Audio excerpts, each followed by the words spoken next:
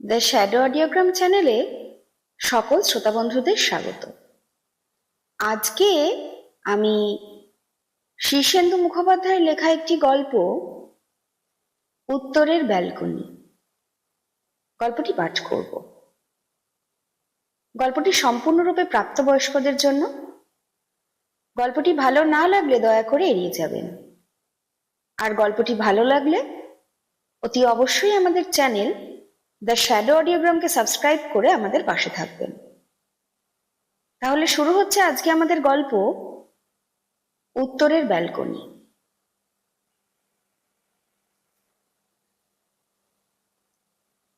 ব্যালকনিতে দাঁড়ালে লোকটাকে দেখা যায়। উল্টো দিকের ফুটপাথে বকুল গাছটায় অনেক ফুল এসেছে এবার। ফুলে ছাওয়া গাছতলা, সেইখানে নিবিড় ধুলোমাখা ফুলের মাঝখানে লোকটা গাছের গুঁড়িতে হেলান দিয়েই বসে আছে। গায়ে একটা ছেঁড়া জামা, জামার রং ঘন নীল। পরনে একটা খাকি রঙের ফুল প্যান্ট। লজ্জাকর জায়গাগুলিতে প্যান্টটা ছিঁড়ে হাঁ হয়ে আছে। পিঙ্গল দীর্ঘ চুলগুলি আস্তে আস্তে জটা বাঁধছে। গালে দাড়ি বেড়ে গেছে অনেক, তাতে দু চারটি সাদা চুল। গায়ে চিট ময়লা, কুনুইয়ে ঘা, তাতে আবার নীল মাছি উড়ে উড়ে বসছে। এই হচ্ছে লোকটা। দু পা ছড়িয়ে নির্বিকার বসে আছে দুই চোখে। অবিকল ক্লান্তিহীন তাকিয়ে থাকে। ঘা থেকে উড়ে মাছিগুলি চোখের কোণে এসে বসে। লোকটা দু হাত তুলে চেঁচিয়ে বলে, সরে যা, সরে যা, মেল ট্রেন আসছে। পাগল। সকালে ভাত খেয়ে একটা পান মুখে দেয় তুষার। সুগন্ধি জর্দা খায়। তারপর পিক ফেলতে আসে ব্যালকনিতে। ফুটপাতের ধারে কর্পোরেশনের ময়লা ফেলার একটা ড্রাম আছে। অভ্যাসে লক্ষ্য স্থির হয়। তুষার একটু ঝুঁকে দোতলার ব্যালকনি থেকে সাবধানে পিক ফেলে। লক্ষ্য ভ্রষ্ট হয় না। পিকটা ঠিক গিয়ে পড়ে সেই ড্রামটায়। এদিক ওদিক হয় না, অনেক দিনের অভ্যেস। পিক ফেলে তুষার বকুল গাছের তলায় সেই লোকটাকে একটু দেখে। পাগল, তবু এখনো চেনা যায় অরুণকে। চেনা যায়? তুষার একটু ভাবে, কিন্তু অরুণের আগের চেহারাটা কিছুতেই সে মনে করতে পারে না। ফর্সা রং, ভোঁতা নাক, বড় চোখ, এইরকম কতগুলি বিশেষণ মনে পড়ে, কিন্তু কিন্তু সব মিলিয়ে চেহারার যে যোগফল, সেই যোগফলটাই একটা মানুষ। আর সেই মানুষটার নাম ছিল অরুণ। সেই অরুণকে কিছুতেই সব মিলিয়ে মনে পড়ে না। তবুও তুষারের মনে হয় এখনো অরুণকে চেনা যায়, কিন্তু আসলে বোধহয় তা নয়। অরুণকে আর চেনা যায় না বোধহয়। তবু তুষারের যে অরুণকে চেনা মনে হয়, তার কারণ গত 5 বছর ধরে অরুণ ওই গাছতলাটাতেই বসে আছে। ওইখানেই বসে থেকে থেকে তার চুলে জট পাকলো, গালে দাড়ি বাড়লো, গায়ে ময়লা বসলো। এই সব পরিবর্তন হলো অরুণের। রোজ দেখে দেখে সেই পরিবর্তনটা অভ্যস্ত লাগে তুষারের। তাই অনেক পরিবর্তনের ভিতরেও আজ অরুণকে চেনা লাগে তার। পাগলটা মুখ তুলে তুষারের দিকে তাকালো, তাকিয়েই রইল। আকীর্ণ ফুলের মধ্যে বসে আছে পাগল। তার চারিদিকে শোষক নীল মাছি উঠছে। পাগলটার চোখে এখন আর কিচ্ছু নেই। প্রথম প্রথম তুষার ওই চোখ দুটোতে ঘৃণা, আক্রোশ, প্রতিশোধ এই সবই কল্পনা করত। ব্যালকনি থেকে তাড়াতাড়ি চলে আসতো ঘরে। পারতপক্ষে ব্যালকনির দরজাই খুলতো না। কিন্তু আস্তে আস্তে তুষার বুঝে গেছে পাগলটার চোখে আসলে কিছুই নেই, কেবল অবিন্যস্ত চিন্তারাশি বয়ে যায় মাথার ভিতর দিয়ে। ওর চোখ কেবল সেই প্রবহমানতাকে লক্ষ্য করে অসহায় শূন্যতায় ভরে ওঠে। তুষার এখন তাই পাগলটার দিকে নির্ভয়েই চেয়ে থাকতে পারে, কোনো ভয় নেই। পাগল, মাতাল আর ভূত, অনেক ভয়ের মধ্যে এই তিনটে ভয়ই সবচেয়ে বেশি ছিল কল্যাণীর। তার বিশ্বাস ছিল বাসার বাইরে যে বিস্তৃত অচেনা পৃথিবী, সেখানে গিজগিজ করছে পাগল আর মাতাল, আর চারপাশে যে অদৃশ্য আবহমণ্ডল, তাতে বাস করে ভূতেরা। অন্ধকারে একা ঘরে দেখা যায়। কোনো পাগলের চোখের দিকে কল্যাণী কখনো তাকায়নি, এখন তাকায়। ভয় করে নাকি? করে, তবু অভ্যাসে মানুষ সব পারে। পান খাওয়ার পর অভ্যাস মতো বাথরুমে গিয়ে মুখ কুলকুচো করে আসে তুষার। তারপর এক গ্লাস ঠান্ডা জল খায়। পানে খয়ের খায় না বলে ওর ঠোঁট লাল হয় না। তবু আয়নার সামনে দাঁড়িয়ে ভেজা তোয়ালে দিয়ে সাবধানে ঠোঁট মোছে তুষার। প্যান্ট শার্ট পরে, তারপর অফিসে বেরিয়ে যায়। যাওয়ার সময় অভ্যাস মতোই বলে, সদরের দরজাটা বন্ধ করে দাও। কল্যাণী সদর বন্ধ করে। শোয়ার ঘরের মেঝেতে বসে জলের গ্লাস, রঙের বাক্স ছড়িয়ে কাগজের ছবি আঁকছে তাদের 5 বছর বয়সের মেয়ে। সময় এখনো কেবল গাছ, লতা পাতা এইসবই আঁকে, আর আঁকে খোপা শুদ্ধ মেয়েদের মুখ। বয়সের তুলনায় সোমার আঁকার হাত বেশ ভালোই। তার আঁকা গাছপালা, মুখ সব প্রায় একই রকম হয়, তবু মেয়েটা বিভোর হয়ে আঁকে সারা দিন। আজও লম্বা নিম পাতার মতন পাতাওয়ালা একটা গাছ আঁকছে সোমা। একটু দাঁড়িয়ে সেটা দেখলো কল্যাণী, তারপর বলল, স্নান করতে যাবি না? যাচ্ছি মা, আর একটু। মেয়ের ওই এক জবাব, বড্ড অনিয়ম হচ্ছে তোমার, আর ওইসব আজেবাজে একে কি হয়? এই তো মা, হয়ে এলো। বিভোর সোমা জবাব দেয়, সামনের বছর স্কুলে ভর্তি যখন হবে তখন দেখবে সময় মতন স্নান, খাওয়া সবকিছু সময় মতন করতে হবে। এইসব কিন্তু তখন চলবে না। বলতে বলতে কল্যাণী অলস পায়ে তুষারের স্নান করা ভেজা ধুতিটা হাতে নিয়ে ব্যালকনিতে আসে। যখন তুষার থাকে তখন কল্যাণী কখনো ব্যালকনিতে আসে না। সারাটা সকাল রান্না বান্নার ঝঞ্ঝাট যায় খুব। তুষারকে খাইয়ে অফিসে পাঠিয়ে কল্যাণী যেন অবসর পায়। স্নানের আগে বাঁধা চুল খুলতে খুলতে অলস পায়ে এসে দাঁড়ায় ব্যালকনিতে, তাকায়। আকীর্ণ ধুলোমাখা ফুলের মধ্যে বসে আছে পাগলটা, বসে আছে অরুণ।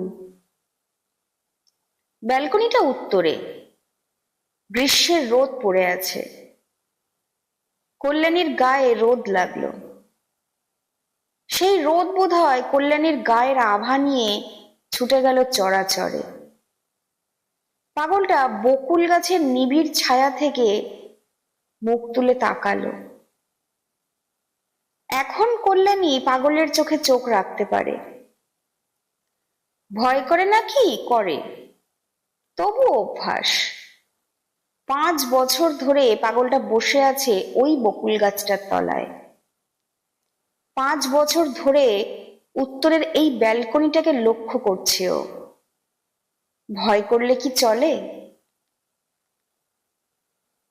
কল্যাণী গ্রীষ্মের রোদে ব্যালকনির রেলিং থেকে তুষারের ভেজা ধুতিটা মেলে দেয়, তারপর দাঁড়িয়ে চুল খোলে। অলস আঙুলে ভাঙে চুলের জট। পাগলটা তাকিয়ে আছে, এখান থেকেই দেখা যায়। ওর ফাঁক হয়ে থাকা মুখের ভেতরে নোংরা হলদে দাঁত পুরো ছাতলা পড়েছে। ঘুমের সময় নাল গড়িয়ে পড়েছিল বুঝি। গালে শুকিয়ে আছে সেই দাগ। দুর্গন্ধ মুখের কাছে উড়ে উড়ে বসছে নীল মাছি। ওই ঠোঁট জোড়া 6-7 বছর আগে কল্যাণীকে চুমু খেয়েছিল একবার। একবার মাত্র জীবনে, ওই একবার, তাও জোর করে। এখন ওই নোংরা দাঁতগুলোর দিকে তাকিয়ে সেই কথা ভাবলে বড্ড ঘেন্না করে। দুপুর একটু গড়িয়ে গেলে ঠিকে ঝি মঙ্গলা এসে কড়া নাড়ে। তখন ভাত ঘুমে থাকে কল্যাণী। ঘুম চোখে উঠে দরজাটা খুলে দেয়। মঙ্গলা যখন রান্নাঘরের এঁটোকাটা মুক্ত করতে থাকে, তখন কল্যাণী রোজকার মতোই ঘুম গলায় বলে, ভাতটা দিয়ে এসো। নিয়ম। প্রথম যখন পাগলটা ওই গাছটার তলায় এলো, তখন এই নিয়ম ছিল না। পাগলটা চিৎকার করত, আকাশ বাতাসকে গাল দিত, চিৎকার করে হাত তুলে বলতো, টেলিগ্রাম টেলিগ্রাম। তখন ঘরের মধ্যে তুষার আর কল্যাণী থাকতো কাঁটা হয়ে। পাগলটা যদি ঘরে আসে, যদি আক্রমণ করে, তারা পাপ বোধে কষ্ট পেত। অকারণে ভাবত অরুণের প্রতি তারা বড় অবিচার করেছে। কিন্তু আসলে তা নয়। অরুণকে কখনো ভালোই বাসেনি কল্যাণী। সে ভালোবাসত তুষারকে। অরুণের সঙ্গে তুষারের তাই কোনো প্রতিদ্বন্দ্বিতাই ছিল না। তুষারের ছিল সহজ জয়, অরুণের ছিল পৃথিবী হারানোর দুঃখ। সেই দুঃখ তার দুর্বল মাথা বহন করতে পারেনি। তাই লোভ, ক্ষোভ, আক্রোশবশত সে এসে বসলো তুষার কল্যাণীর সংসারের দোরগোড়ায়। চকি দিতে লাগলো, চিৎকার করতে লাগলো। সংসারের ভিতরে তুষার আর কল্যাণী ভয়ে সিটিয়ে থাকতো। দরজা জানলা খুলতো না। চলো অন্য কোথাও চলে যাই, কল্যাণী বলতো। গিয়ে লাভ কি? সন্ধান করে সেখানেও যাবে। আস্তে আস্তে অভ্যেস হয়ে যাচ্ছিল। অরুণ গাছতলা পর্যন্ত এলো। তুষার আর কল্যাণীর সংসারের দোরগোড়াতেই বসে রইল, কিন্তু তার বেশি এগোলো না। চিৎকার করত, কিন্তু কল্যাণীর নাম উচ্চারণ করত না, তুষারেরও না। লোকে তাই বুঝতে পারল না পাগলটা ঠিক এখানেই কেন থানা গেড়েছে। ভয় কেটে গেলে মানুষের মমতা জন্মায়। তুষার একদিন বলল,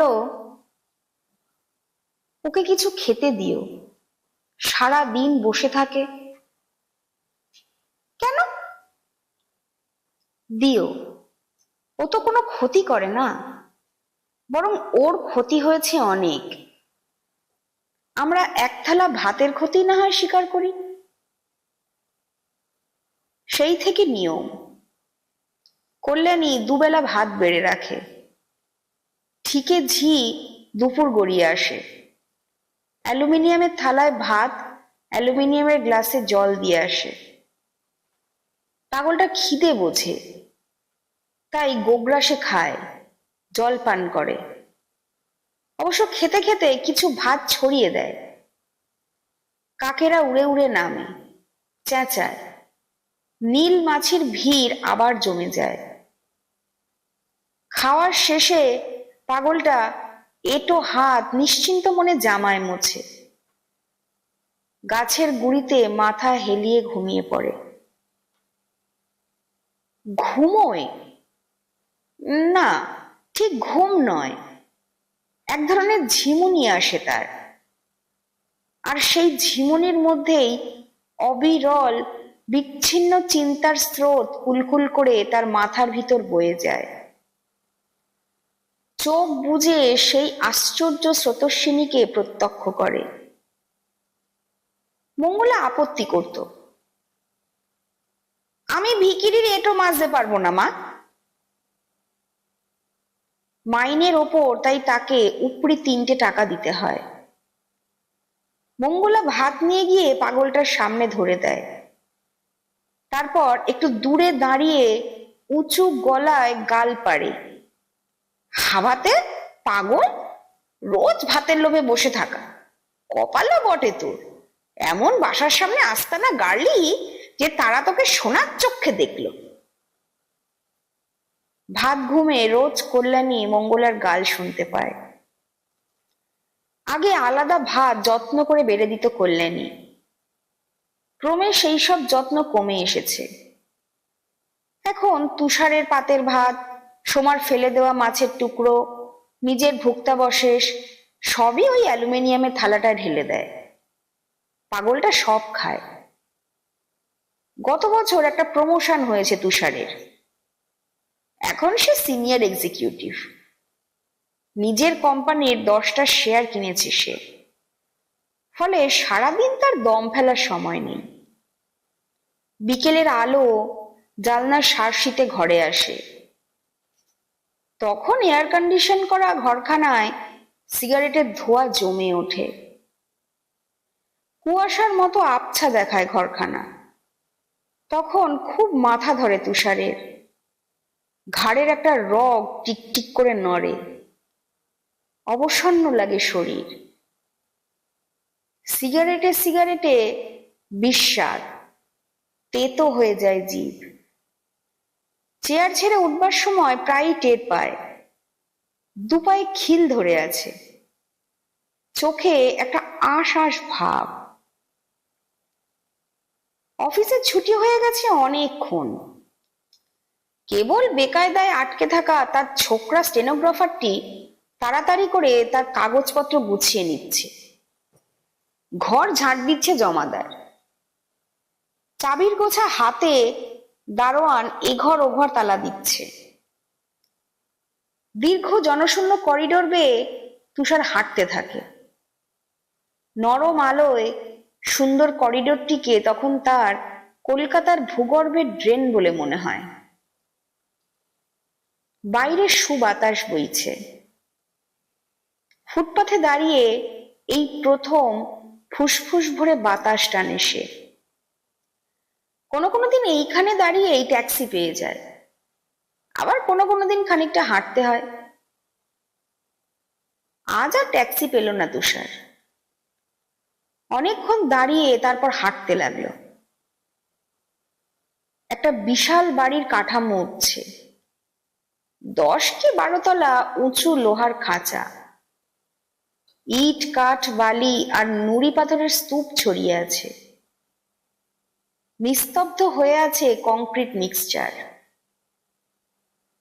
ক্রেন হ্যামর উটের মতো গ্রীবা তুলে দাঁড়িয়ে আছে।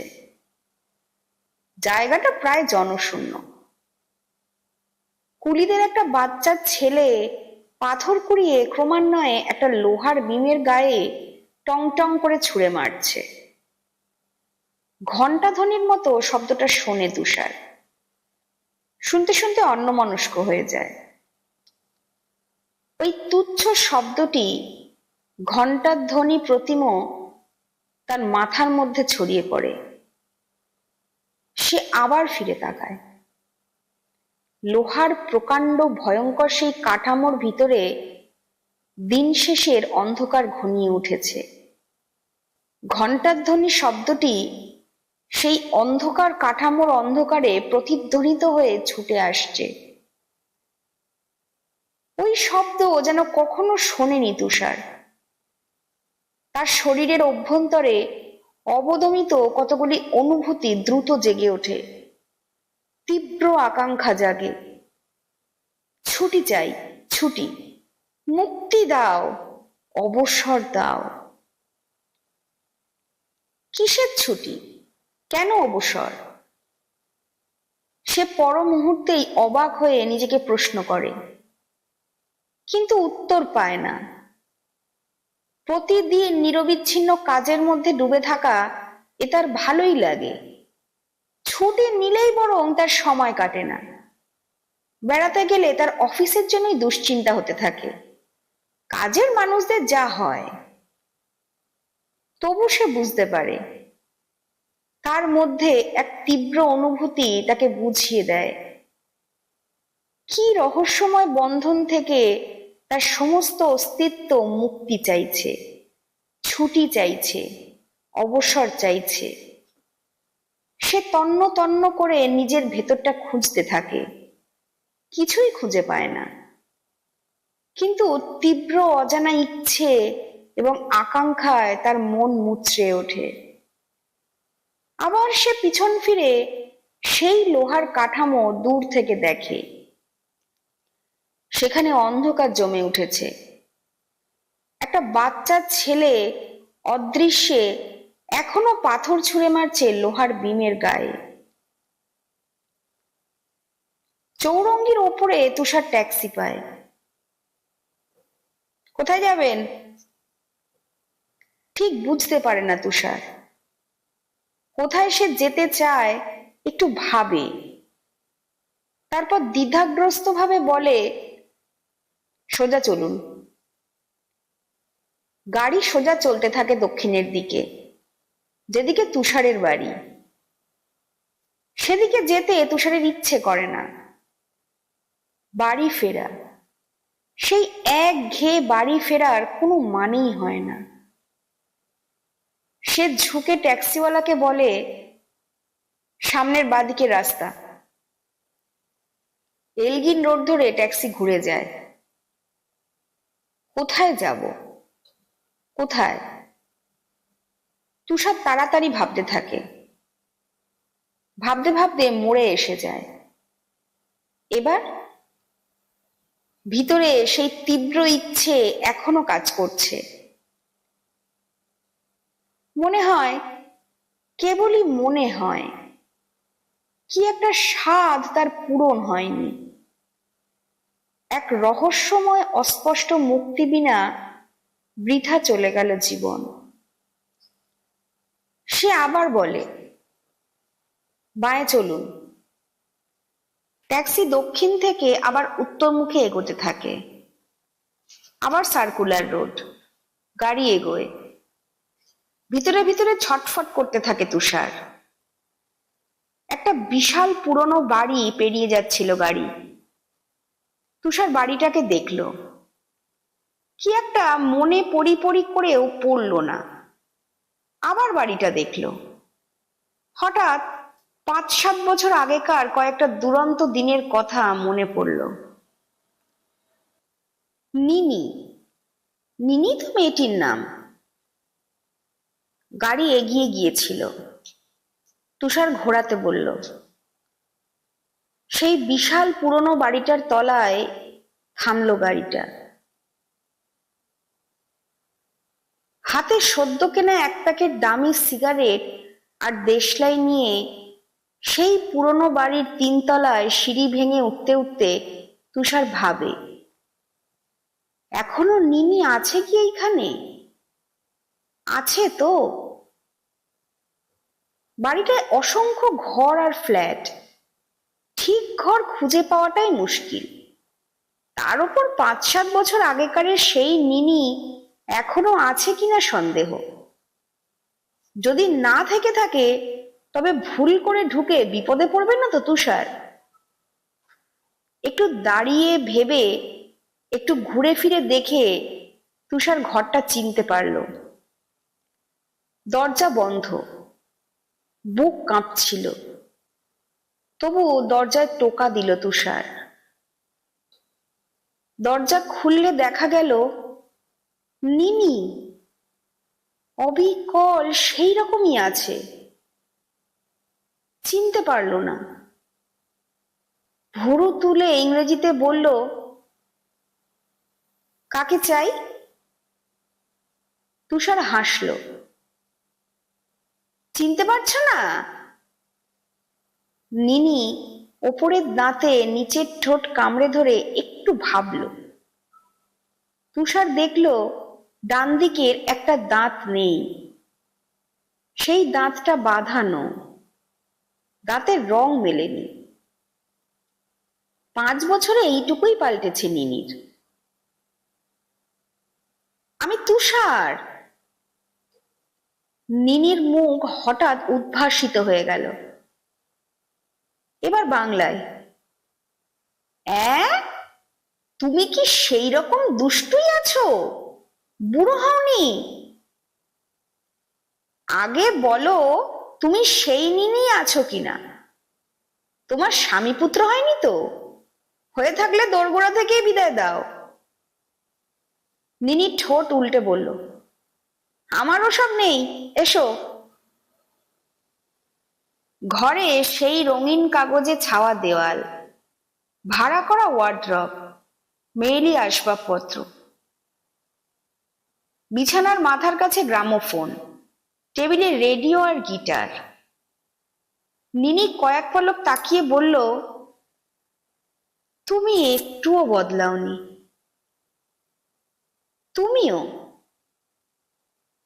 কিন্তু তুষারের তীব্র ইচ্ছাটা এখনো অস্থির অন্ধের মতো বেরোবার পথ খুঁজছে।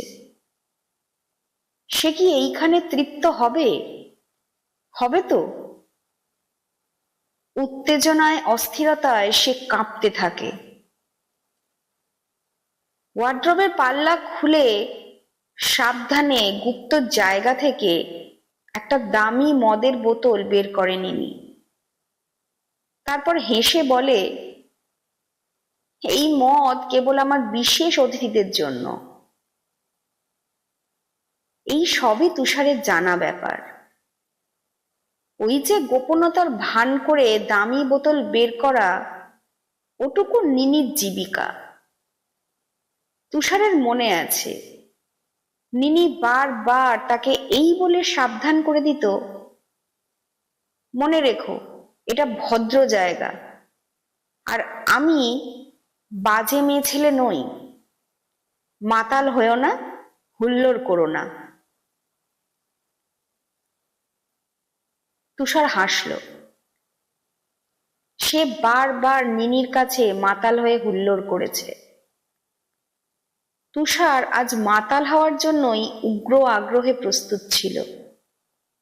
একটুতেই হয়ে গেল।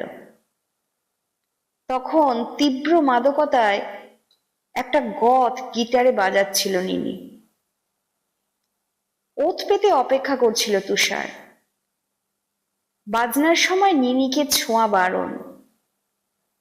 বাজনা থামলে তারপর ভিতরের তীব্র ইচ্ছেটা গিটারের শব্দের তীব্রতর হয়ে উঠেছে। মুক্তি, সামনেই সেই মুক্তি। চোখের সামনে আবার সেই খাড়া বিশাল লোহার কাঠামো, ঘনায়মান অন্ধকার, লোহার বিমে নুড়ির শব্দ। চোখের সামনে আবার সেই খাড়া বিশাল লোহার কাঠামোতে ঘনায়মান অন্ধকার, লোহার বিমে নুড়ির শব্দ। বাজনা থামতেই বাঘের মতো লাফ দিল তুষার। তীব্র আশ্লেষ ইচ্ছে, আনন্দময় আবরণ উন্মোচন। তারই মাঝখানে হঠাৎ ব্যথায় কোকিয়ে ওঠে নিনি। থামো থামো, আমার বড্ড ব্যথা। তুষার থামে। কি বলছো? নিনি ঘর্মাক্ত মুখে ব্যথায় নীল মুখ তুলে বলে, এইখানে বড্ড ব্যথা।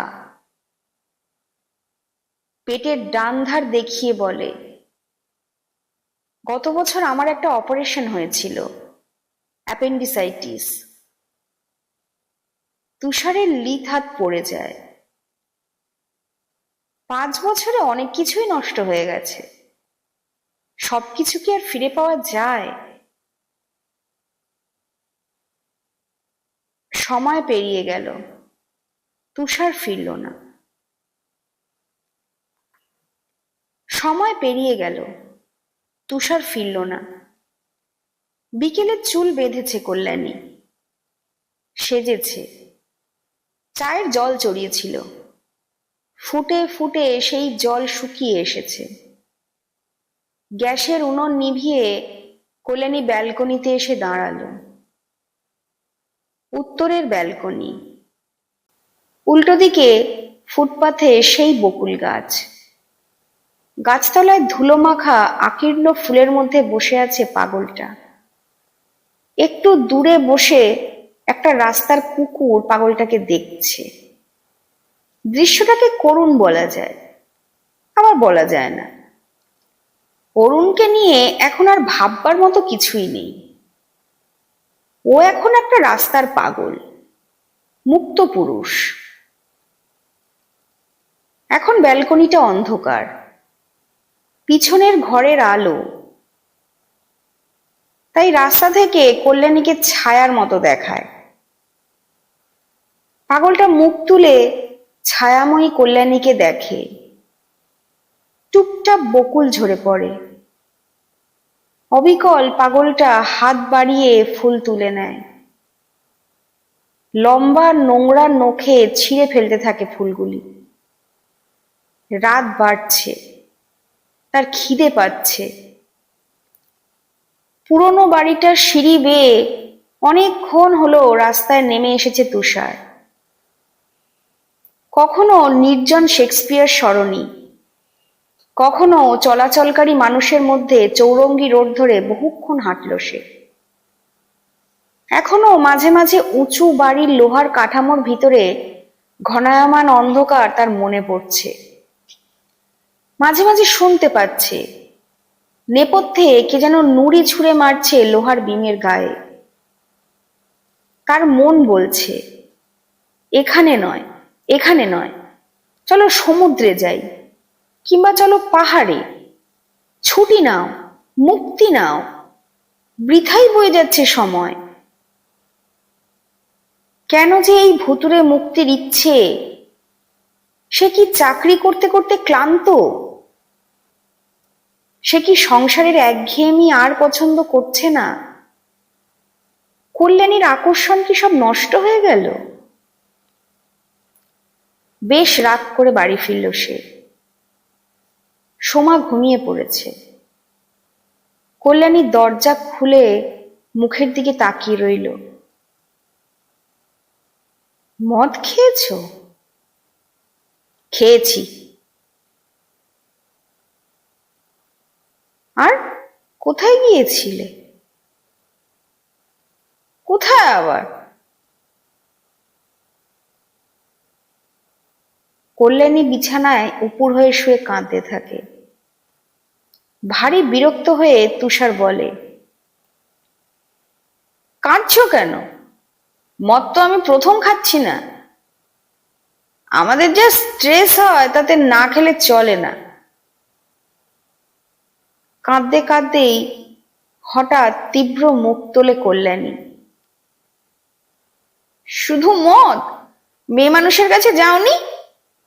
তোমার ঠোঁটে, গালে, শার্টে লিপস্টিকের দাগ, তোমার গায়ে সেন্টের গন্ধ, যা তুমি জম্মে মাখো না। তুষার অপেক্ষা করতে লাগলো। এখন অপেক্ষা করা ছাড়া কিছুই করার নেই। অনেক রাত হলো আরো। বেশ পরিশ্রম করতে হলো তুষারকে। তারপর রাগ ভাঙল কল্যাণী। উঠে ভাত দিল। বাইরে বকুল গাছের তলায় তখন পাগলটা অনেকগুলি ফুল নখে ছিঁড়ে স্তূপ করেছে। উগ্র চোখে সে চেয়ে আছে অন্ধকার ব্যালকনিটার দিকে। ঘরের দরজা বন্ধ। তার খিদে পেয়েছে। মাঝে মাঝে এসে চেঁচিয়ে বলছে, অন্ধকার, ভীষণ অন্ধকার, কই হ্যাঁ। সেই ডাক শুনতে পেল তুষার। খেতে খেতে জিজ্ঞেস করলো, পাগলটাকে রাতের খাবার দাওনি? কি করে দেব? রোজ মঙ্গলা রাতে একবার আসে খাবারটা দিয়ে আসতে, আজ আসেনি, ওর ছেলের অসুখ। আমার কাছে দাও, দিয়ে আসছি। তুমি দেবে? অবাক হয় কল্যাণী। কি হয়েছে তাতে? শুধু দিয়ে আসা তো নয়, বাবুর খাওয়া হলে এঁটো বাসনটাও নিয়ে আসতে হবে। পাগলের এঁটো তুমি ছোবে? তুষার হাসল। তোমার জন্য অনেক দিয়েছে, ওর জন্য আমরা কিছু দিই? থালায় নয়, একটা খবরের কাগজে ভাত বেড়ে দিল কল্যাণী। তুষার সেই খবরের কাগজের পোটলা নিয়ে বকুল গাছটার তলায় গেল। পাগলটা তুষারের দিকে তাকালোও না, হাত বাড়িয়ে পোটলাটা নিল, খুলে খেতে লাগলো গোগ্রাসে। একটু দূরে দাঁড়িয়ে দৃশ্যটা সিগারেট খেতে খেতে দেখতে লাগলো তুষার। খাওয়া ছাড়া তুমি আর কিছু বোঝো না অরুণ? পাগলটা মুখ তুলল না। তার খিদে পেয়েছে, সে খেতে লাগলো। ওইখানে, ওই ব্যালকনিতে মাঝে মাঝে কল্যাণী এসে দাঁড়ায়, তাকে দেখো না? তার বাগালে সেই সুন্দর কালো আঁচিলটা এখনো মাছির মতো বসে থাকে, দেখো না? এখনো আগের মতোই ভারী তার চোখের পাতা, দীর্ঘ গ্রীবা, এখনো তেমনি উজ্জ্বল রং। চেয়ে দেখো না অরুণ।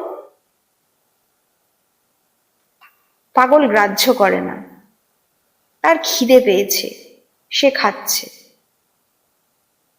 আকাশে মেঘ করেছে খুব।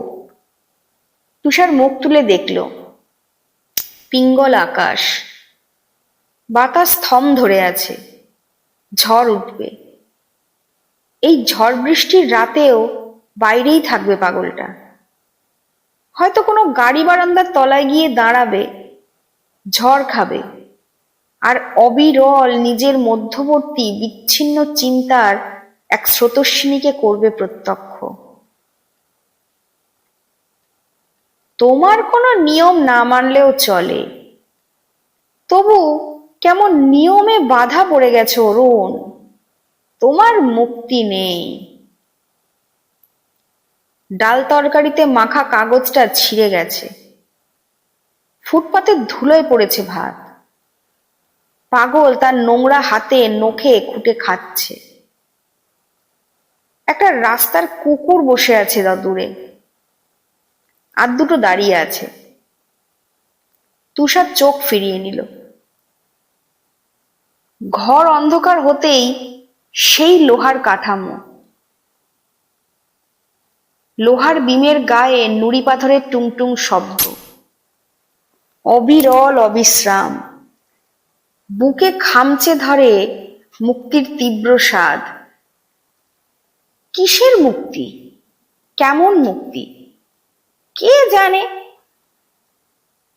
কিন্তু তার ইচ্ছে উত্তপ্ত পীরদের মতো লাফিয়ে ওঠে। আকুল আগ্রহে সে আবার বাতি জ্বালে। কল্যাণী বলে, কি হলো? উত্তেজিত গলায় তুষার ডাকে, এসো তো, এসো তো কল্যাণী। তারপর সে নিজেই হাত বাড়িয়ে মশারির ভিতর থেকে টেনে আনে কল্যাণীকে, আনে নিজের বিছানায়। কল্যাণী ঘেমে ওঠে। উজ্জ্বল আলোয় কল্যাণীকে পাগলের মতো দেখে তুষার। তীব্র আগ্রহে হিংসায় তাকে মন্থন করে। বিড়বিড় করে বলে,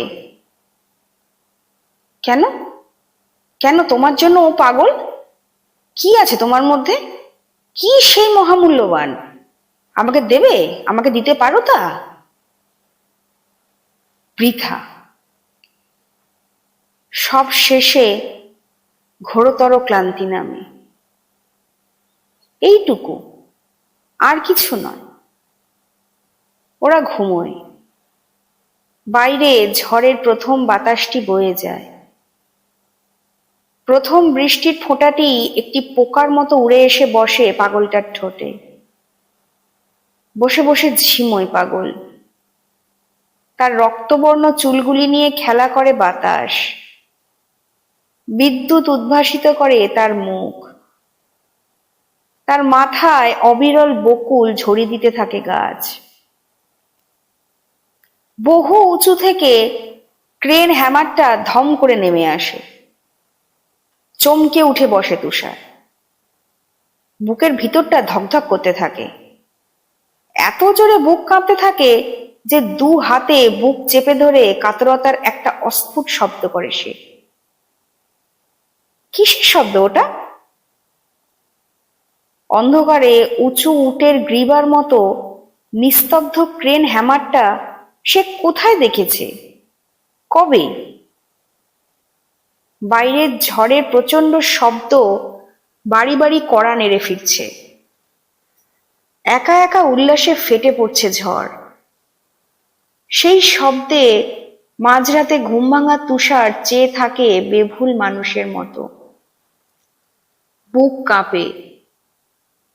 তীব্র মুক্তির ইচ্ছায় ছটফট করতে থাকে সে। বুক চেপে ধরে তুষার। আস্তে আস্তে হাঁপায়। বাইরে খড়বিদ্যুৎ দিয়ে মেঘ স্পর্শ করে মাটিকে।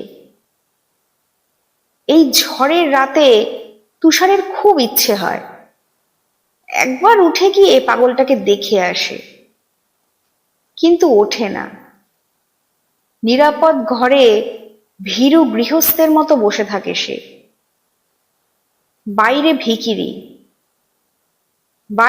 ভিখিরি পাগলদের ঘরে ঝড় ফেটে পড়ে। তাদের ঘিরে নেমে আসে অঝোর বৃষ্টির ধারা। পরদিন আবার বকুলতলায় পাগলকে দেখা যায়। অফিস যাওয়ার আগে পানের পিক ফেলতে এসে উত্তরের ব্যালকনি থেকে তাকে দেখে তুষার। একটু বেলায় কল্যাণী আসে, দেখে। অভ্যাস। কাজের মধ্যেই ডুবে থাকে সে।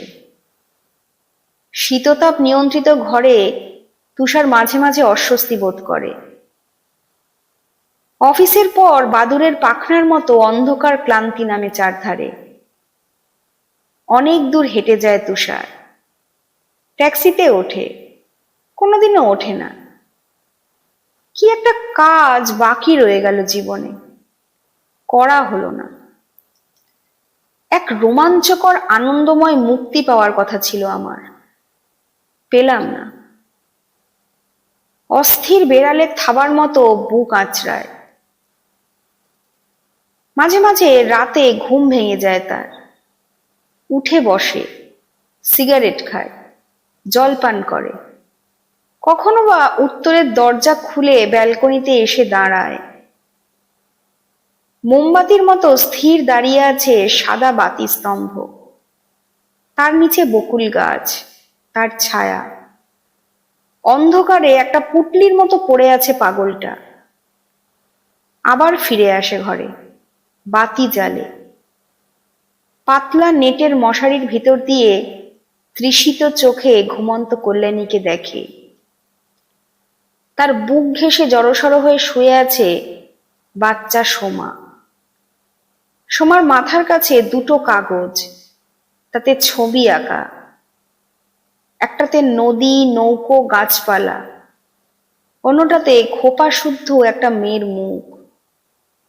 নিচে লেখা সোমা। অনেকক্ষণ ছবি দুটোর দিকে চেয়ে রইল তুষার। একটা শ্বাস ফেলল। কল্যাণী শান্তভাবে ঘুমোচ্ছে, মুখে নিশ্চিন্ত কমনীয়তা। চেয়ে থাকে তুষার। আস্তে আস্তে বলে, কি করে ঘুমাও? চলো বাইরে যাই, কিছুদিন ঘুরে আসি। এক সকালে চায়ের টেবিলে কল্যাণীকে এই কথা বলল অবসন্ন তুষার। চলো, কোথায় যাবে? কোথাও দূরে, সমুদ্রে বা পাহাড়ে। পুরীর সমুদ্র তো দেখেছি, দার্জিলিং শিলংও দেখা। অন্য কোথাও, অচেনা নির্জন জায়গায়। তুষার বলে, কিন্তু সে জানে মনে মনে, ঠিক জানে, যাওয়া বৃথা। সে কতবার গেছে বাইরে, সমুদ্রে পাহাড়ে, তার মধ্যে মুক্তি নেই। জানে মুক্তি এখানেই আছে, আছে দুর্লভ ইচ্ছা পূরণ। খুঁজে দেখতে হবে। তবু তারা বাইরে গেল।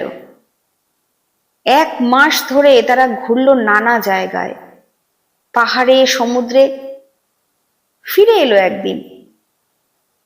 পাগলটা ঠিক বসে আছে, উত্তরের ব্যালকনিটার দিকেই চেয়ে। মাঝে মাঝে কাজের মধ্যেও তুষার হঠাৎ বলে ওঠে, না, বলেই চমকায়। কিসের না, কেন না? ছোকরা স্টেনোগ্রাফারটিকে জরুরি ডিটেকশন দিতে দিতে বলে ওঠে, ছোকরা স্টেনোগ্রাফারটিকে জরুরি ডিটেকশন দিতে দিতে বলে ওঠে, না না। স্টেনোগ্রাফারটি বিনীতভাবে থেমে থাকে। তুষার চারিদিকে চায়। অদৃশ্য মশারির মতো কি একটা ঘিরে আছে চারিদিকে। কি ওটা? ওটা কেন? কি আছে ওর বাইরে? নির্জন শেক্সপিয়ার সরণি ধরে হাঁটে তুষার। হাঁটে নির্জন ময়দানে, হাঁটে ভিড়ের মধ্যে, বহু দূরে দূরে চলে যায়। কিন্তু সেই অলীক মশারির বাইরে কিছুতেই যেতে পারে না। ট্যাক্সিতে উঠে বলে, জোরে চালাও ভাই, আরো জোরে, আরো জোরে। ট্যাক্সি উড়ে যায়। তবু চারিদিকে অলীক সূক্ষ্ম জাল। হতাশ হয়ে ভাবে, কোথাও বাইরে যাওয়ার পথ আছেই, খুঁজে দেখতে হবে। একদিন রাতে ভাত দিতে নেমে আসে তুষার। ভাত রেখে একটু দূরে দাঁড়ায়, সিগারেট খায়। অরুণ, তোমার কি ইচ্ছে করে আমার ঘরে যেতে? পাগল খায়, উত্তর দেয় না। ইচ্ছে করে না কল্যাণীকে একবার কাছ থেকে দেখতে? পাগল খায়, কথা বলে না। জানতে চাও না সে কেমন আছে? ফিরেও তাকায় না পাগল, খেয়ে যায়। একদিন তোমাকে নিয়ে যাব আমাদের ঘরে, যাবে অরুণ? একজন প্রতিবেশী পথ চলতে চলতে দাঁড়ায়। হঠাৎ বলে, আপনার বড় দয়া, রোজ দেখি দুবেলা পাগলটাকে আপনারা ভাত দেন। আজকাল কেউ এতটা করে না কারোর জন্য। আমরা আমাদের ছেলে মেয়েদের কাছে আপনার কথা বলি। কৌতূহলে প্রশ্ন করে তুষার, কি বলেন? বলি, ওই রকম মহাপ্রাণ হয়ে ওঠো। আমরা তো নিজেদের নিয়েই ব্যস্ত, আমাদের দ্বারা কিছুই হলো না পৃথিবীর। কাছাকাছি আপনি আছেন, এটাই আমাদের বড় লাভ। তুষার মুখ হয়ে যায়। এ কেমন মিথ্যা প্রচার! দয়া, দয়া কথাটা কেমন অদ্ভুত! এমন কথা তো সে ভাবেও নি। কিন্তু ভাবে তুষার, ভাবতে থাকে। কাজকর্মের ফাঁকে ফাঁকে তেমনি বলে ওঠে, না না। চমকায়। জালবদ্ধ এক অস্থিরতায় অন্যমনস্ক হয়ে যায়। জালবদ্ধ এক অস্থিরতায় অন্যমনস্ক হয়ে যায়। এত রাতে সত্যি তুষার কল্যাণীকে ভাত বাড়তে বলে নিঃশব্দে সিঁড়ি বেয়ে নেমে গেল। রাস্তা পার হয়ে এলো বকুল গাছটার তলায়। চলো অরুণ, একবার আমার ঘরে চলো। কোনো দিন তুমি যেতে চাওনি, আজ চলো, আমি নিয়ে যাচ্ছি তোমাকে, আজ তোমার নিমন্ত্রণ। বলে হাত ধরলো পাগলের। পরিষ্কার সুন্দর হাতে ধরলো নোংরা হাতখানা। কে জানে কি বুঝলো পাগল, কিন্তু উঠল। সাবধানে তার হাত ধরে রাস্তা পার করলো তুষার। সিঁড়ি বেয়ে উঠে এলো, দাঁড়ালো এসে খাবার ঘরের দরজায়। কল্যাণী, দেখো কাকে এনেছি। কল্যাণীর হাত থেকে পড়ে গেল একটা চামচ। ভয়ঙ্কর ছিটিন শব্দ হলো। কেঁপে উঠল কল্যাণীর বুক, শরীর কাঁপতে লাগলো। ভয়ে সাদা হয়ে গেল তার ঠোঁট। মা গো, চিৎকার করলো সে। নরম গলায় তুষার বলল, ভয় নেই, ভয় নেই কল্যাণী, তুমি খাবার সাজিয়ে দাও, অরুণ আজ আমার অতিথি। নীরবে দাঁড়িয়ে রইল কল্যাণী। জলে তার চোখ ভরে গেল। তুষারের হাতে ধরা পাগল নত মুখে দাঁড়িয়ে রইল। এত কাছ থেকে অরুণকে অনেক দিন দেখেনি কল্যাণী। কি বিপুল দারিদ্র্যের চেহারা! খালাসিদের যে নীল জামাটা ওর গায়ে, তা বিবর্ণ হয়ে ছিঁড়ে ফালা ফালা। খাকি প্যান্টের রং পাল্টে ধূসর হয়ে এসেছে। কি পিঙ্গল ওর ভয়ঙ্কর রাঙা চুল! পৃথিবীর সব ধুলো আর নোংরা ওর গায়েই লেগে আছে। কেবল তখনও অকৃপণ সুন্দর সুগন্ধ বকুল ফুলে ছেয়ে আছে ওর মাথায়, জটায়, ঘাড়ে।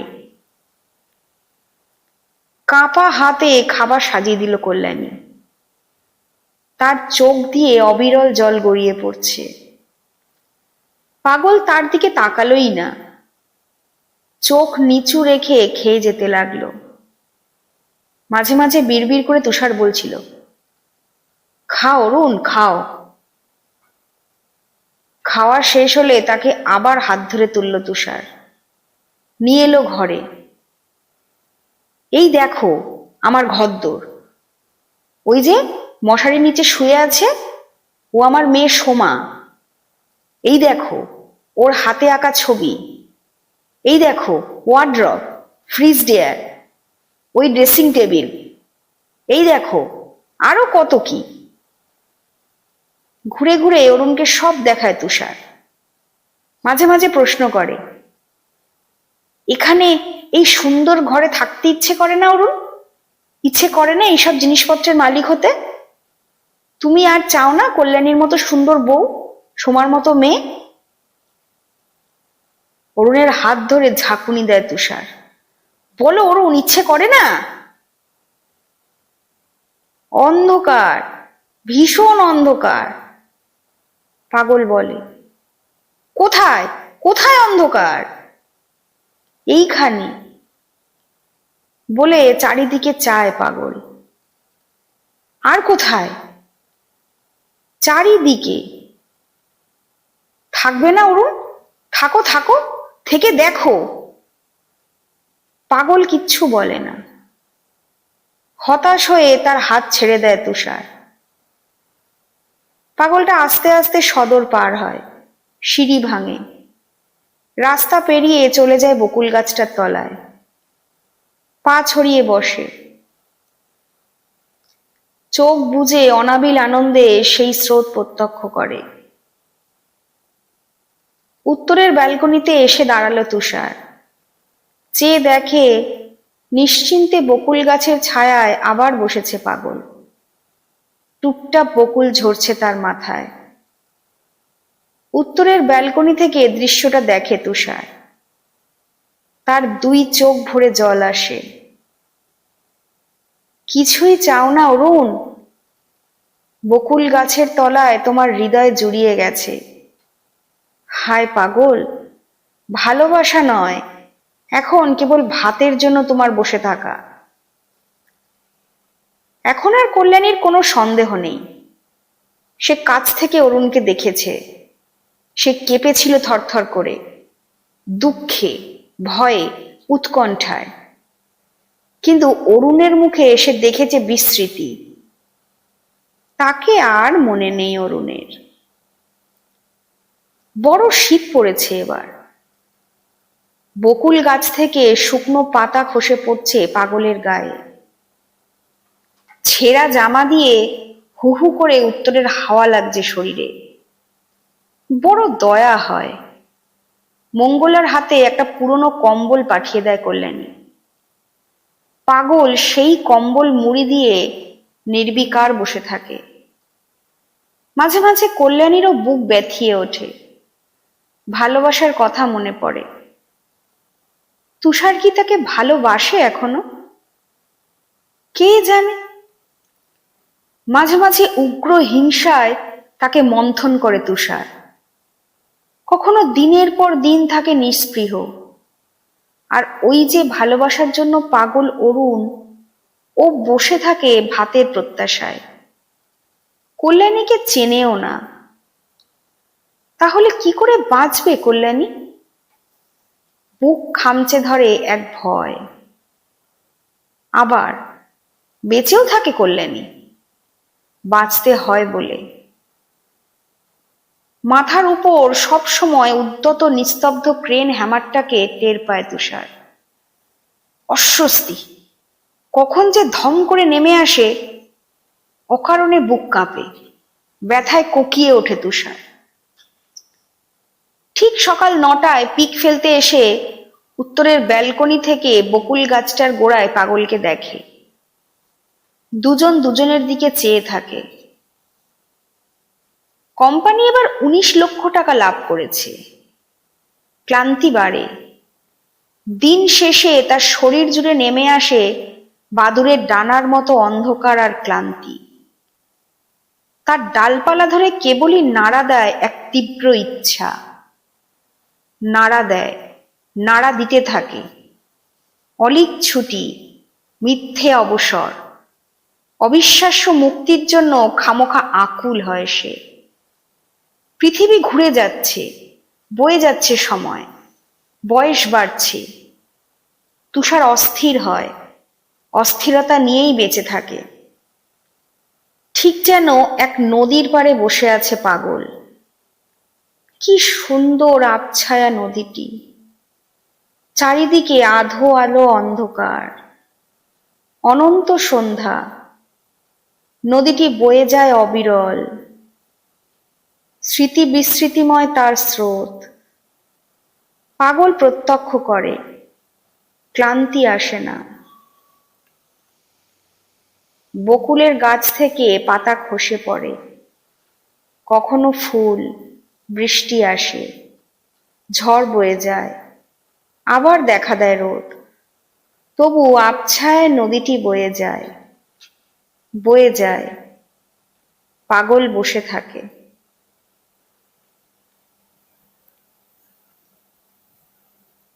শুনছিলেন শীর্ষেন্দু মুখোপাধ্যায়ের লেখা গল্প উত্তরের ব্যালকনি। গল্পটি ভালো লাগলে অতি অবশ্যই আমাদের চ্যানেল দ্য শ্যাডো অডিগ্রামকে সাবস্ক্রাইব করে আমাদের পাশে থাকবেন। সুস্থ থাকবেন, ভালো থাকবেন। নমস্কার।